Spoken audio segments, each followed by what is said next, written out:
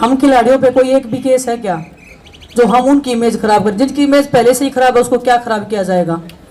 उसको तो पहले ही सजा होनी चाहिए थी। तो क्या जब तक बृजभूषण की गिरफ्तारी नहीं हो जाएगी तब तक आप लोग बैठे रहेंगे? उनका पद लिया जाए, उनको जेल में डाल के इंटेरोगेशन किया जाए। उनको कोई फांसी पे थोड़ी लटका रहे हैं, अंदर ले जाके उनको पूछताछ ही तो कर रहे हैं। वो एक नॉर्मल सी पूछताछ है, वो क्यों नहीं सहयोग कर रहे हैं? एक और इम्पोर्टेंट बात है, जैसे सब बोल रहे हैं अब क्यों आवाज़ उठा रहे हो? प्रिया रहमानी है, उन्होंने 20 साल बाद अपनी आवाज़ उठाई थी और जिनके ऊपर एलिगेशन लगाए थे उन्होंने तुरंत इस्तीफा दे दिया। और हमारा जो देश है, महाभारत रामायण महिलाओं के सम्मान के लिए लिखी गई थी, तो हमारा हक बनता है कि हम आज उठाएं, कल उठाएं, 10 दिन बाद उठाएं, इतना हमें हक है। और हम एक आज़ाद देश में रहते हैं, तो हमने ठीक समझा तो हमने आवाज़ उठाई।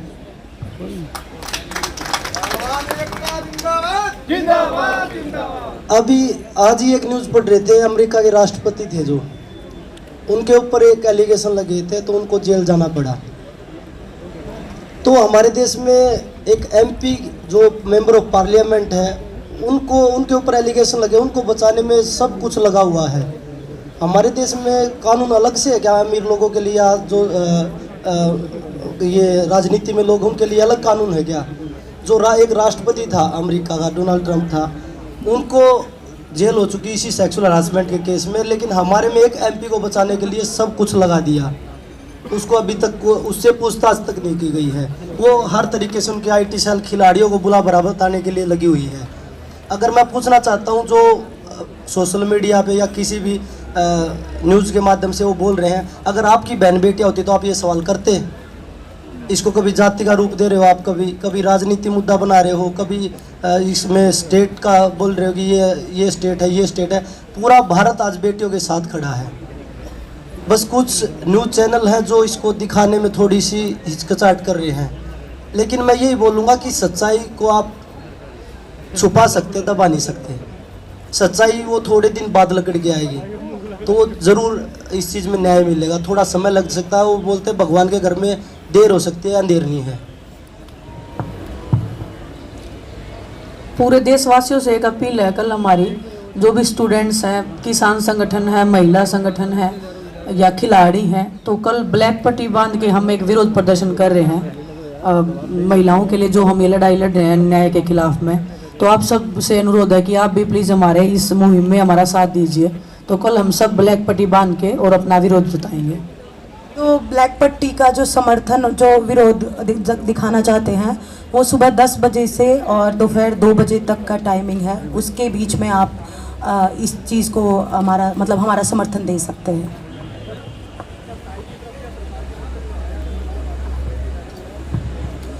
देखिए, लोग आए हैं, लेकिन हमें आश्वासन नहीं चाहिए, क्योंकि एक बार हम आश्वासन लेके जा चुके हैं। हमें न्याय चाहिए, न्याय के लिए बैठे हैं, और जब तक न्याय नहीं होगा तब तक ये लड़ाई जारी रहेगी। आश्वासन अब की बार हमारे लिए हमें नहीं चाहिए, क्योंकि आज पूरा देश उस लड़ाई में खड़ा है और पूरे देश से समर्थन मिल रहा है। अभी अगर न्याय नहीं मिल पाया तो जो भारत की जो बेटियां हैं, महिलाएं हैं, उनको ज़िंदगी में कभी न्याय कोई आवाज़ नहीं उठा पाएगा।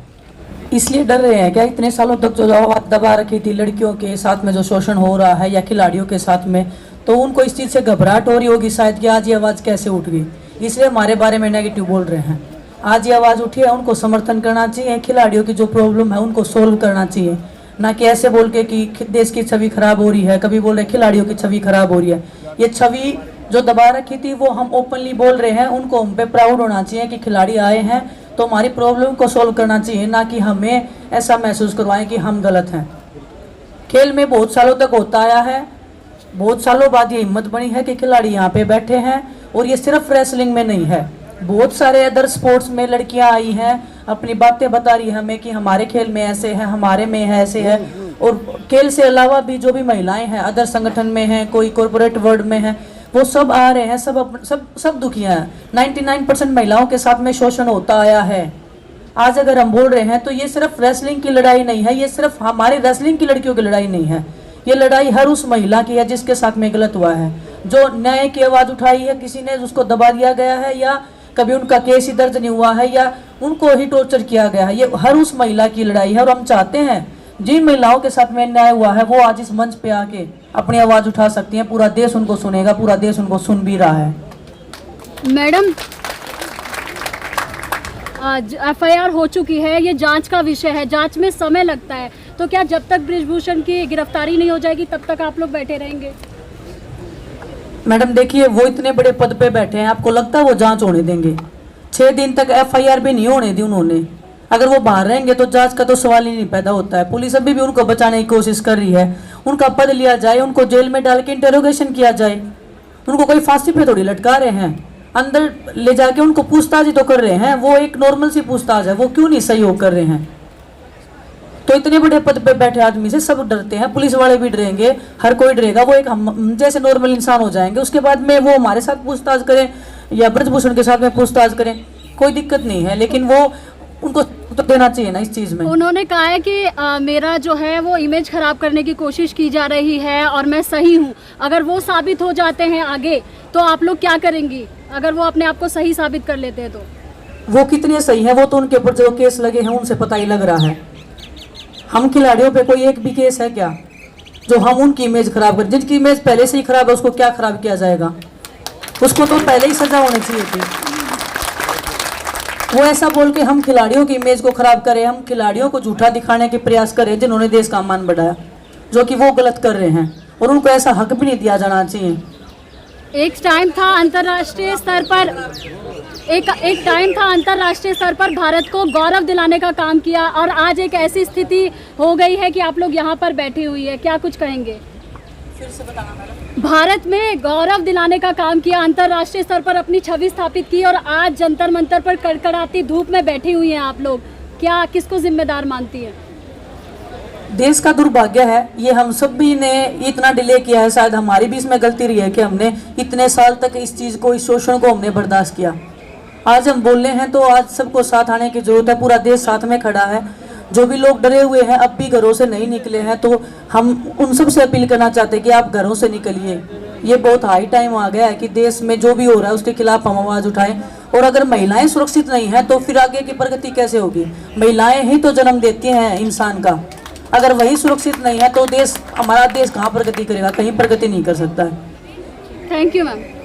ये बहुत सेंसिटिव इशू है। लड़कियों के साथ में गलत हुआ है, कोई छोटी, ऐसा नहीं है कि किसी ने किसी को थप्पड़ मार दिया उसके लिए हम बैठे हैं, या कोई, हमारे देश ने संविधान बनाया है, संविधान में ये कानून पास हुआ था कि किसी भी लड़की के साथ में गलत हुआ था और उनके ऊपर तो पोस्को का एक्ट लगा है।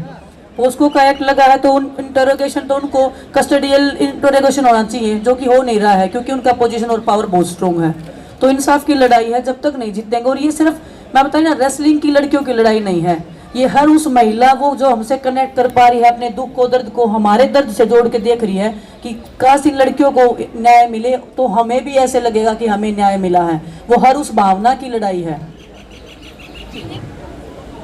मैडम जो बोल रहे हैं उनको ले आइए, न्याय दिला दीजिए, हम उठ के चले जाएंगे। अगर उनकी बहन बेटी होती तो वो बोलते कि राजनीति मुद्दा है। उनका काम ही यही है कि भाई वो इस रास्ते को कैसे भटका सकते हैं, इस जो प्रोटेस्ट है इसको हम कैसे दूसरा रूप दे सकते हैं। वो कभी देशद्रोही बोल रहे हैं, कभी किसानों के, जैसे किसानों को बदनाम किया गया था उसी तरह से। मैं ये पूछना चाहता हूँ कि जो देशद्रोही हैं तो इस देश में देशभक्त कौन है? जो उनके साथ जय बोल दे वो देशभक्त हो जाता है। राजनीतिक पार्टियों को क्या लगता है कि लड़कियां आवाज उठाएंगी तो मतलब उनको सहन नहीं होता है क्या? ये लड़कियों ने आवाज उठाई है, उनका सम्मान करना चाहिए। सम्मान करने की बजाय वो बोल रहे हैं तो इसका मतलब हमारे संविधान को ही वो गालियां दे रहे हैं। संविधान में ये कानून पारित हुआ था, हम ऐसे नहीं कि कुछ भी बोल रहे हैं। हमारे संविधान में कानून है, हम कानून के तहत बात कर रहे हैं। वो कानून को अगर खत्म करने की, दबाने की कोशिश की जा रही है तो देश तो सड़कों पर निकलेगा ही। मैडम आरोप कौन लगा रहा है? मैडम जो आरोप लगा रहे हैं पहले उनकी छवि देख लीजिए, उसके बाद में हमारी छवि देख लीजिए, जवाब आपको खुद मिल जाएगा। धन्यवाद।